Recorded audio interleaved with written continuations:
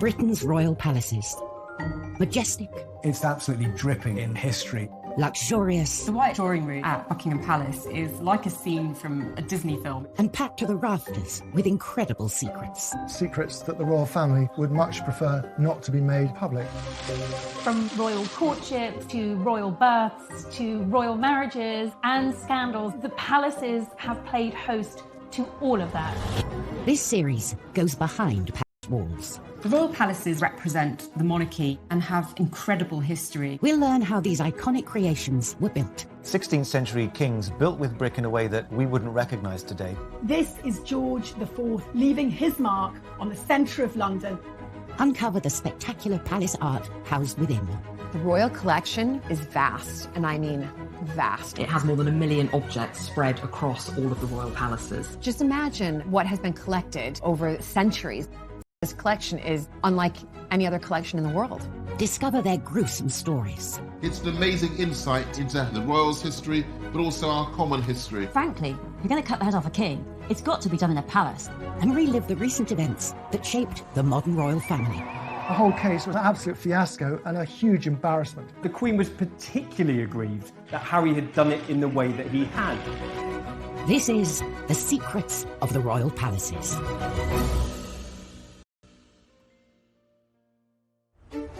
This time, royal security under the spotlight as the Queen gets locked out of her own palace. Nelson's Gate wouldn't open, and the Queen was actually kind of locked out of her own house. One of our most loved royals is revealed to the world at Balmoral. The impact of these pictures was massive. They went around the world. We explore the blueprints for the most famous royal palace in the world. Every one of those rooms is a glitzy show-off piece. And discover it has unwanted house guests. Buckingham Palace has definitely got a rat problem. And we reveal the secrets of one of its historic royal coaches. The coach isn't just a way of getting the Queen from A to B. It's a time capsule of British history across the ages. Royal palaces are found in every corner of the UK, from Balmoral and Holyrood in Scotland to Windsor and Kensington Palace in England.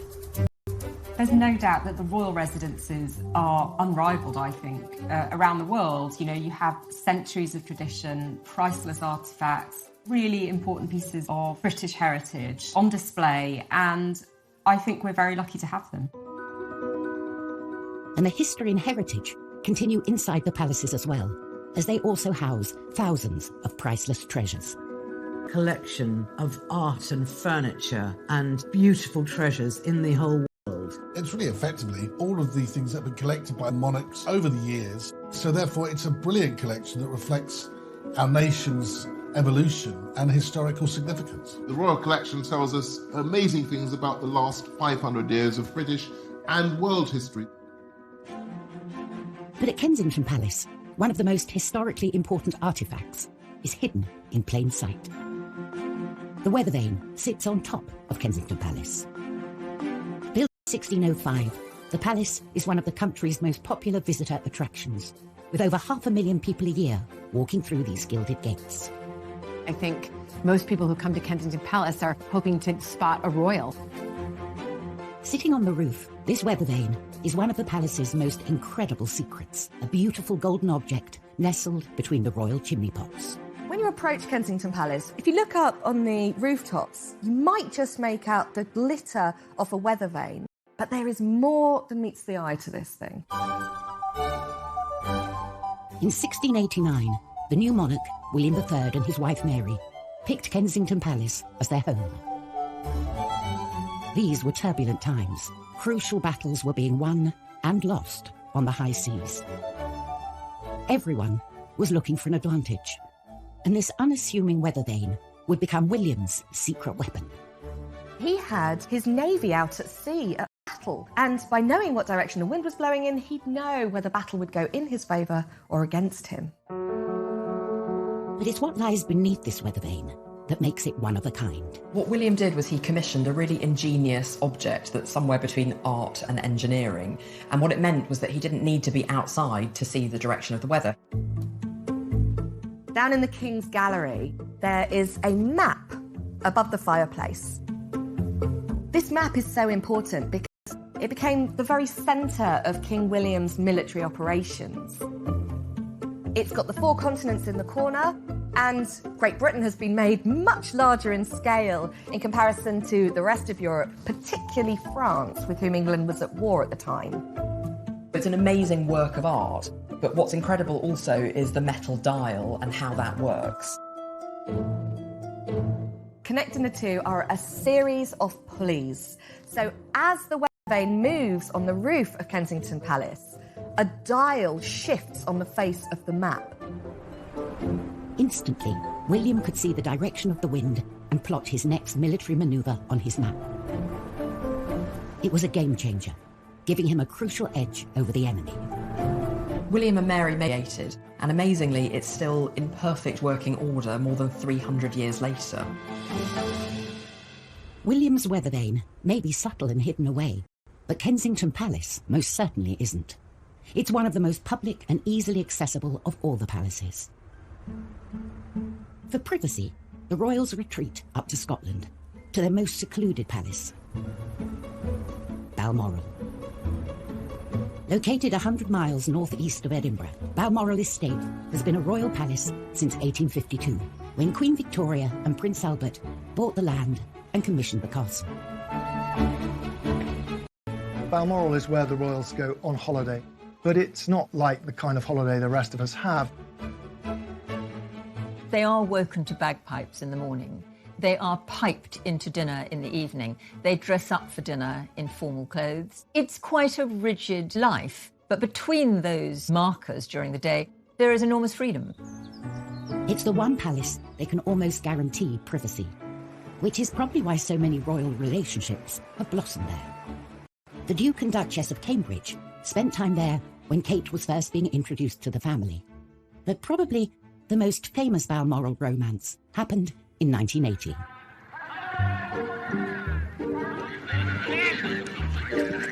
Prince Charles was getting a bit of a reputation as a man about town and was showing no signs of settling down. The first duty of the Prince of Wales was to find a wife and produce heirs to the throne, because that is their #1 priority, securing the line of succession.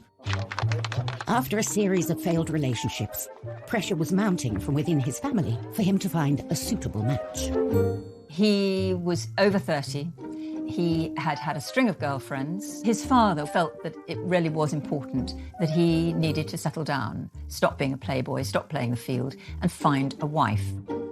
And the press was also getting restless, going into a feeding frenzy whenever Charles was seen out with a lady. There was a lot of speculation, poor fellow, whenever he was seen with anybody, is she the one? He did feel pressure, there's no question, from the press, from the media, and indeed from his own family. Then, in September 1980, Prince Charles asked the Queen to invite his latest girlfriend, one Diana Spencer, to Balmoral for the weekend. A positive sign this relationship was important to him. But for any potential wife or husband, there is a secret tradition that takes place at this royal palace. The Balmoral test, a pretty terrifying moment for any would-be royal girlfriend. You're really given the once-up. The royal residences. I mean, there's a lot of pressure to try and get it right. And other girlfriends of Prince Charles had fallen down. Would Diana pass the Balmoral test? This was a make-or-break moment for the budding relationship. The Queen thought this girl is completely charming and she seems to love everything about the outdoors, which of course she didn't at all. But she was really putting on a good show.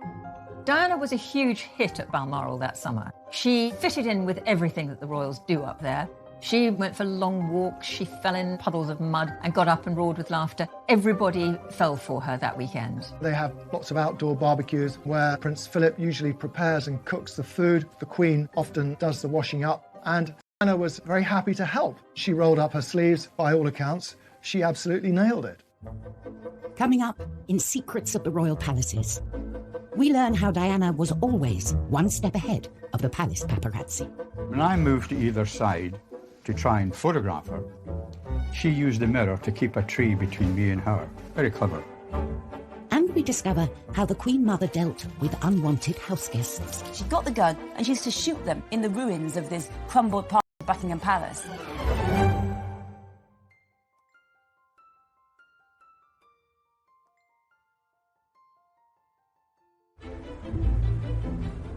The royal palaces come in all shapes and sizes.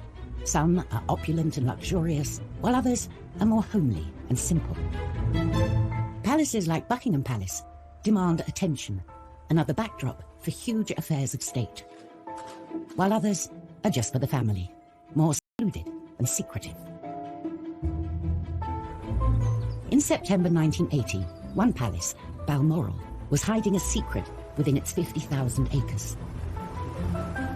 A secret that, when it got out, was going to change the royal family forever.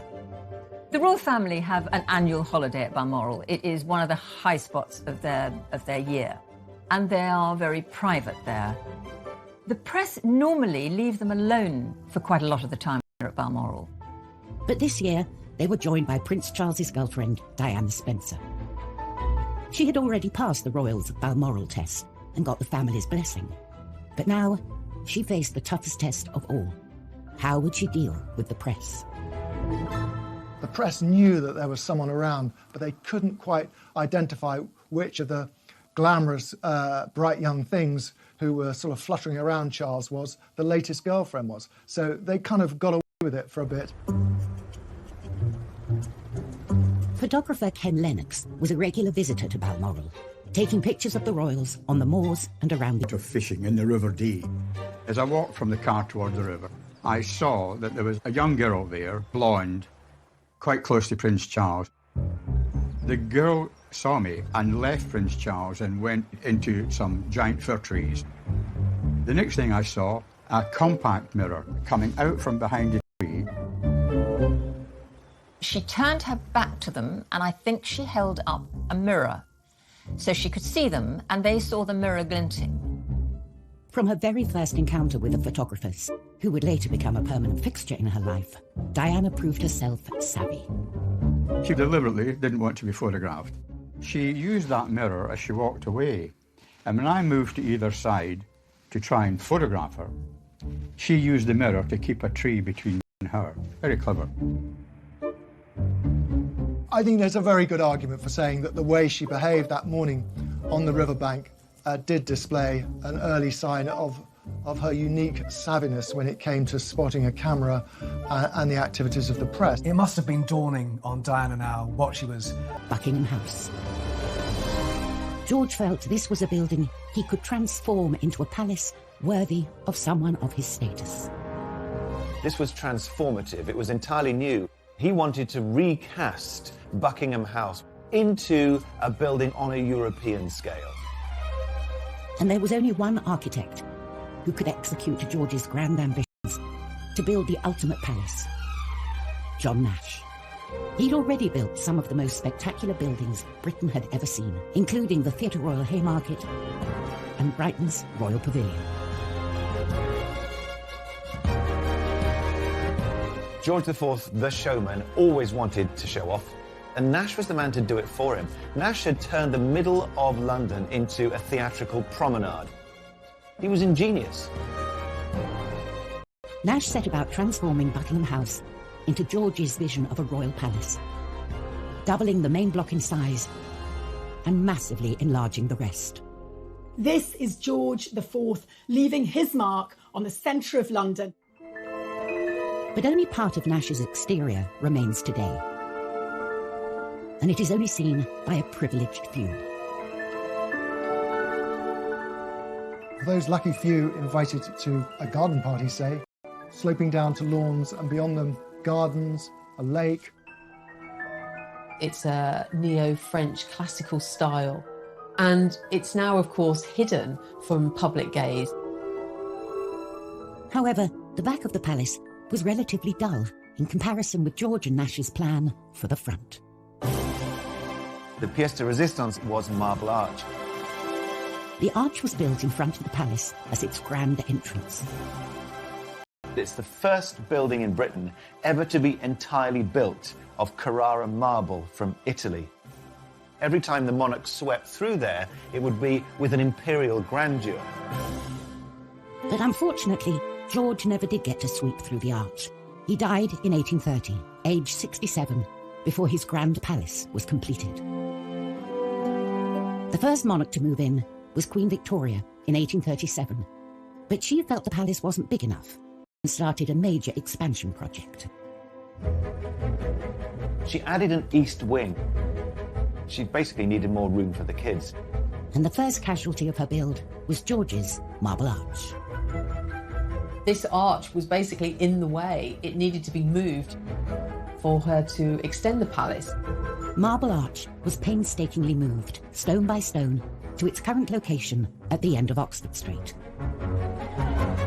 Marble Arch used to be the entrance to Buckingham Palace. Now it's sort of in a busy roundabout. It must have been something of a heartbreaker of a job to dismantle something and then rebuild it for no purpose. As what? A folly, an eye-catcher? It just sits there. It was a monument that no one really wanted. But for all Buckingham Palace's pomp and grandeur, it's been hiding a secret for centuries. A secret it would very much like to get rid of. Rats. Buckingham Palace has definitely got a rat problem. When Queen Victoria moved to Buckingham Palace as Queen, she was shocked by how many rats there were. The rats treated Buckingham Palace like their own personal playground, and when Victoria moved in, she tried to put a stop to it, and really it ended up being a bit of a battle. It got so bad that Victoria had to appoint her own rat catcher, and this was Jack Black, whose title was VR, Rat and Mole Catcher to Her Majesty. And he really was the rat whisperer. I think that Victoria really hoped that he would exterminate the rats for good, but I'm afraid he didn't. The rats continued to plague Buckingham Palace throughout the reigns of all the monarchs. And in World War II, the Queen Mother used to use the rats as target practice. So she had a gun and she was practicing for target practice. She got the gun and she used to shoot them in the ruins of this crumbled part of Buckingham Palace. So the rats have always been a problem throughout all of Buckingham Palace. As recently as 2019, exterminators were called in because rats were seen tearing through the royal kitchens. I honestly think that the best place to be in London if you're a rat is Buckingham Palace. There's lots of food, there's lots of hidden places, there's lots of holes because it's such an old house. So rats have a good time in Buckingham Palace, and they historically always have. So if you ever go to a state banquet, you never know, there might be a couple of rats lurking under the floorboards. Still to come on Secrets of the Royal Palaces. Nash and George's grand front gate has gone, but the palace's dazzling staterooms more than compensate.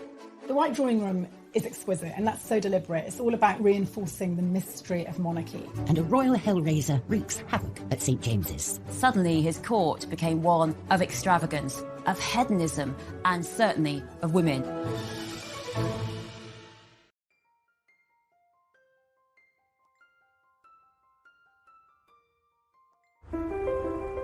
The British royal palaces are as individual as the monarchs they house. For good or ill, these palaces were lived in by the people that were ruling over us going back over 1,000 years.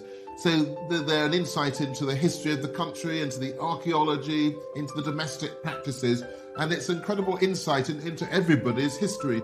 The palaces can change as often as the monarchs, falling in and out of favour, being bought, sold, demolished, or extended. But some extensions are more famous than others. When you think of Buckingham Palace, you actually think of the balcony.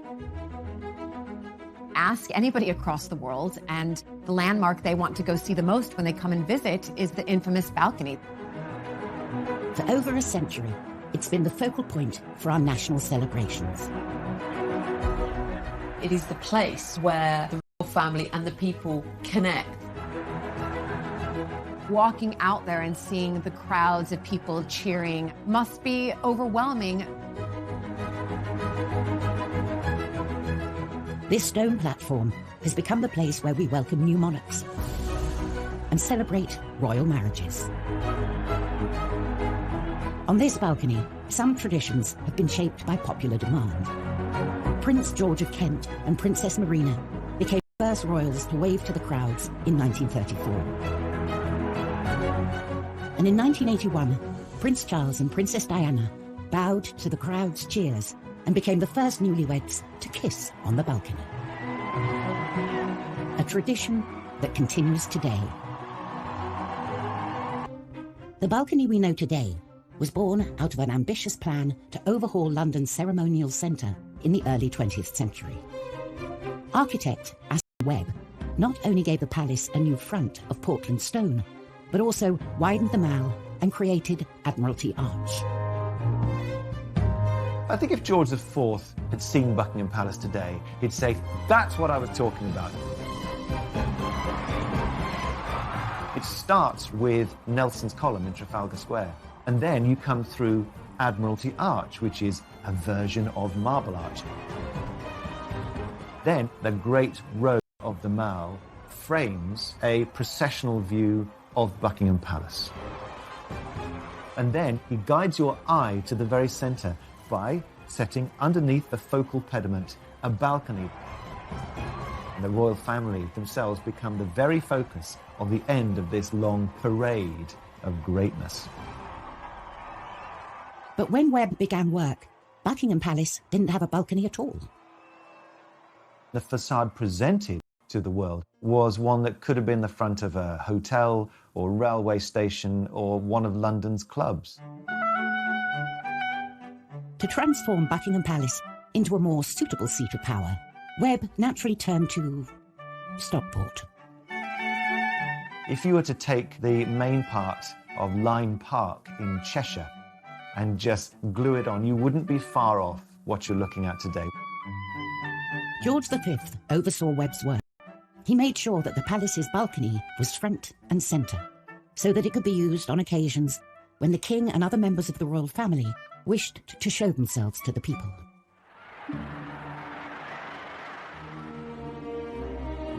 Just months after the building was completed, World War I broke out, and the crowds gathered to seek reassurance from the king. But perhaps the balcony's most defining moment came on VE Day in 1945. They talked of it being draped in crimson and fringed in gold, across the sort of grey slash that is the frontage of Buck Pal. There is this kind of extraordinary flicker of hope and majesty around which everyone could gather and cheer and say hallelujah because the war was over. It gives a focal point, if you like, for national emotion. Millions watch the royal family standing on the palace's balcony, unaware it's a copy of a Stockport stately home. But not all monarchs use their palaces to celebrate moments of national pride. Back in the 17th century, one particular hell-raising earl used St. James's Palace to throw bashes. Charles had a group of male friends, which was perhaps the most shocking group of male friends you could possibly imagine, and they were called the Merry Gang. His court became one of extravagance, of hedonism, and certainly women. The head of this lot was John Wilmot, 2nd Earl of Rochester, who we know now through what are the rudest poems in the canon of English literature you will ever find. I mean, there aren't many about trees and flowers, frankly. That everyone is about a penis, really, that kind of thing. But actually, Rochester did go too far. And what he did was he wrote this poem called A Satire on Charles II, and it was savage. It savaged the king, it savaged the court, and it was so disdainful. And this is the worst line for me. Rochester said of the king, "Restless he rolls about from whore to whore, a merry monarch, scandalous and poor." So Rochester really was never again the king's friend. This poem marks the final break. That was the end of Rochester as being part of the king's court until his death, finally, fittingly, of syphilis in 1680.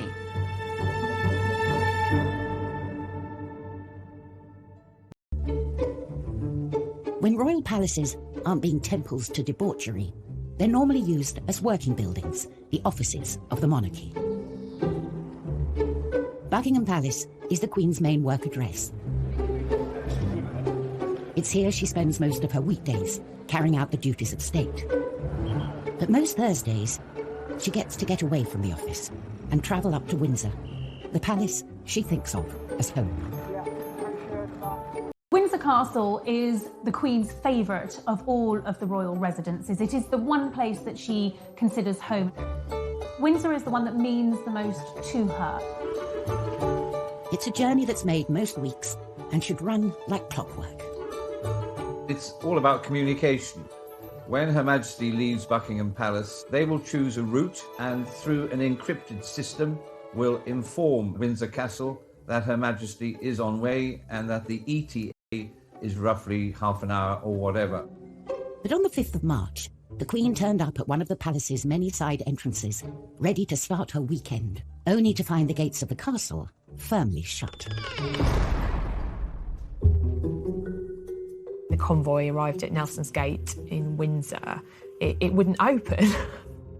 The Queen was actually kind of locked out of her own house. Normally with royalty, it's rather like the door at number 10, it opens as you arrive. Similarly with royalty arriving at a palace, the gates open and then the gates shut after she's gone in. But just didn't seem to happen this particular day, which is astonishing, really. That door. The Queen, who values punctuality, can be seen looking very fed up in the back of her car with one of her dogs for company. Passers-by were taking pictures and kind of laughing because there was the Queen kind of sat there like a sitting duck. It's all rather embarrassing. Unfortunately, the gates of the castle remained shut, even after a little gentle persuasion from one of her protection officers. One of the bodyguards got out, a female bodyguard. I think there was an attempt to kick at the gate. Didn't work. Bit of knocking. With the gates not budging, they had no choice but to try something else. When the Queen is in a motorcade, you have to keep moving. You never ever want to stop. That's why they sail through red lights and they've got police outriders, because the moment the car with the principal stops, they're a sitting target. The protocol is always to keep moving.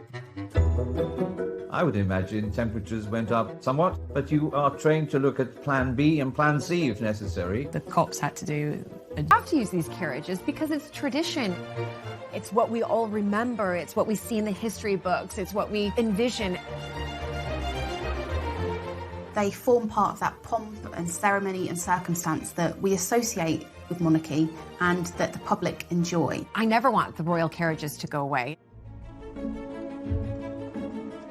More than 100 coaches in the royal collection, and the most important carriages are held here, at Buckingham Palace's Royal Mews.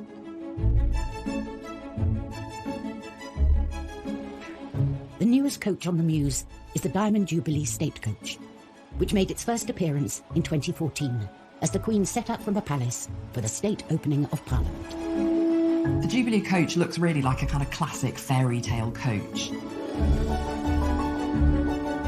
Black and gold. It's got all the symbols of monarchy. It's more than 5 metres long, it's 3 metres high, and it needs 6 horses to get it going.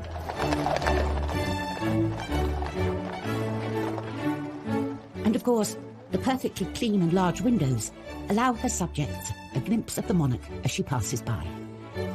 We can see them much better. If they were in a car, it's faster.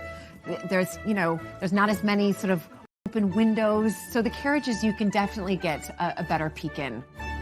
And due to a secret 360-degree camera hidden in the golden crown on the top of the coach, the Queen gets to peek out at her subjects as they peek in. Coming up on Secrets of the Royal Palaces, we reveal the secrets hidden inside the Queen's most luxurious carriage. You can see immediately that something special is going on. And in our final tour of Buckingham Palace, we take you into the heart of the incredible staterooms, dripping with gold, and a hidden passageway.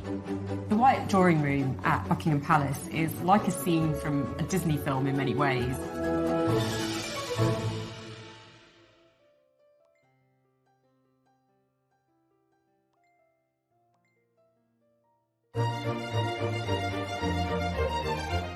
The Diamond Jubilee coach, the newest and most high-tech of the coaches on the Mews at Buckingham Palace, had its first public outing in 2014.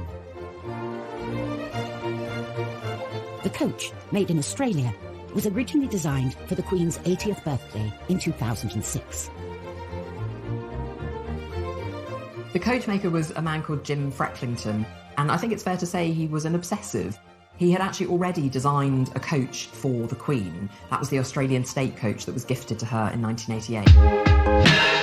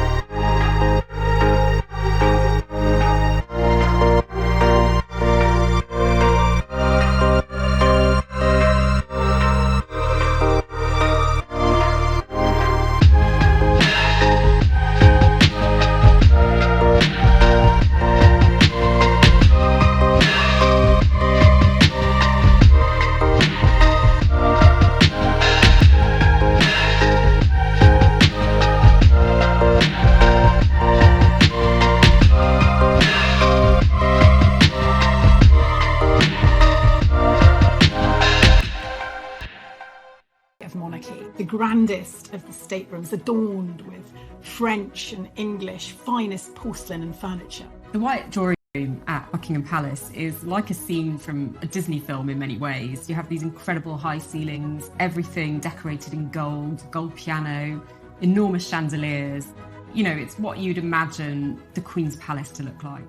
This room holds a palace secret. If you look very carefully, there are two mirrors, and one of them is just a chink ajar. And if you ask very nicely, someone might show you that it actually opens slightly, and that is the way that the Queen accesses her private apartments. The Queen enters from her royal closet, and out she pops, there to be presented among the chosen few. So really, Nash did us proud, or rather, did her proud. With no expense spared, Buckingham Palace has been wowing kings, queens, presidents, and the public for hundreds of years. It's the quintessential palace in the heart of London.